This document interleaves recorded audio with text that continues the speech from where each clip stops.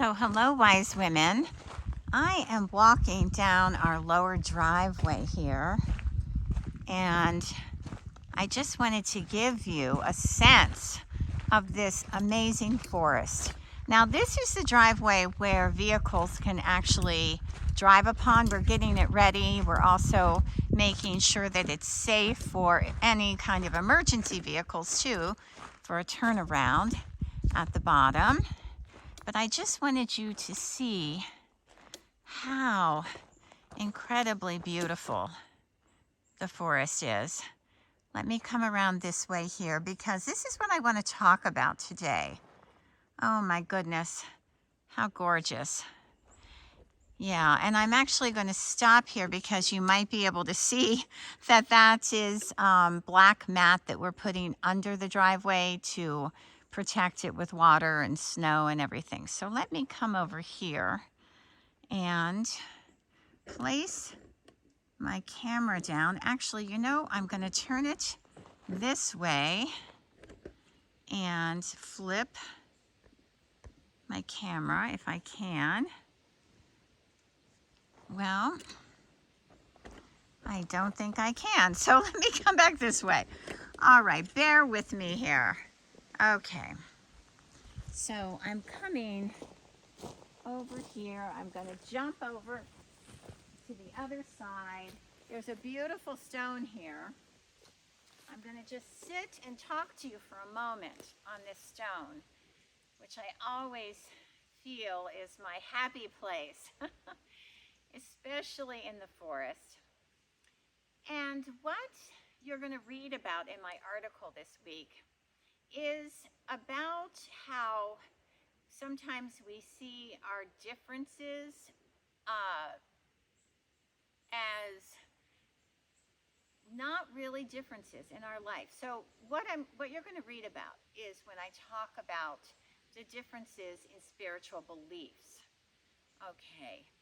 And what I want to say to you, because I was raised a Roman Catholic in my family, and I guess around 18 years old, I really had some doubts about that faith and started to attend an Episcopal church, and my children are baptized in an Episcopal church.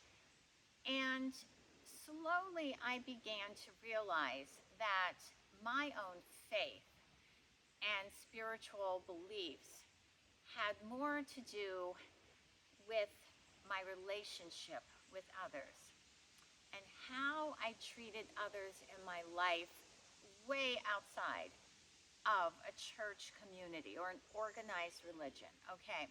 Not that I have any problem with that. I actually loved going to the Episcopal services because my favorite part was after the service, everyone would get together in a community space, a dining room or something, have coffee and pastries, and I could get to know everybody. They could get to know me.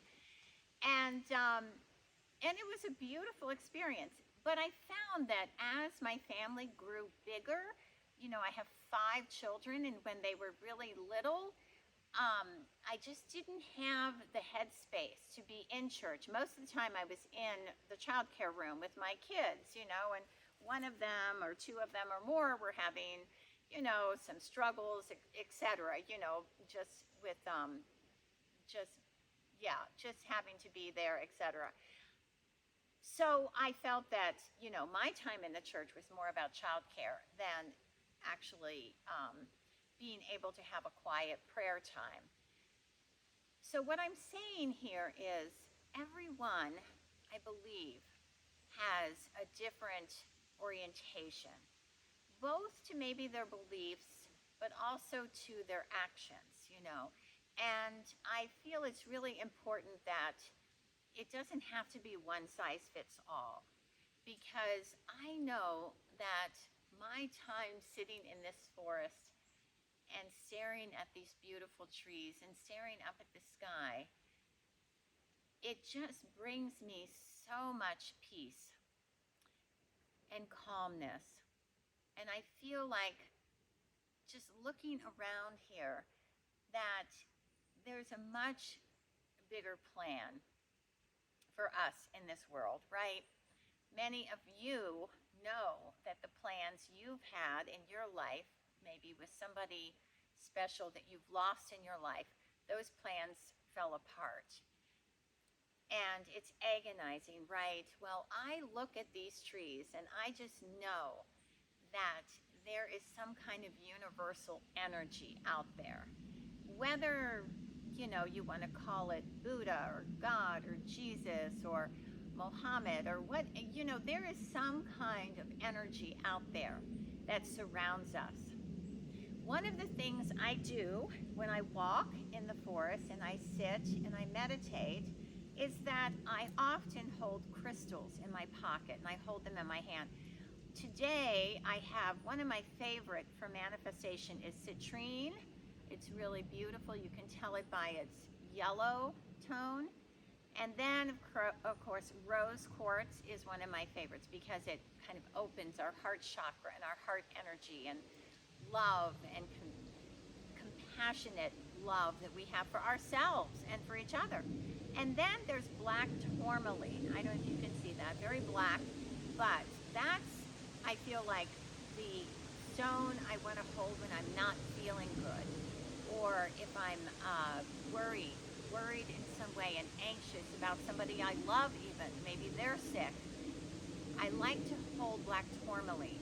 I like to keep it in my pocket, and sometimes just reach in and grab it. But it's very nice when I'm walking to be able to have my crystals with me, my stones. And you can always ask me questions about that too. You probably know that I wear a lot of crystals. And when you wear these crystals on your left wrist, it's to draw the energy into you, draw the energy in. Sometimes I wear rose quartz on my right wrist because I want to send that love energy out to others, So right is sending it out, left is drawing it into your heart. Well, that's a little bit of what I wanted to share. I hope it's not too abstract. You can always ask me questions. I feel like whatever the women I work with, whatever their belief system is, I work within it. I'm not going to at all begin to criticize or to doubt what they believe because it's something that connects you to a higher power of some kind, And I really feel that higher power energy when I'm sitting in the forest. Thank you. I'm going to come down and stop my camera here. All right. Thank you so much, all wise women. And I hope you have a beautiful end to September. The next time I do my newsletter, it will be a new month. Thank you.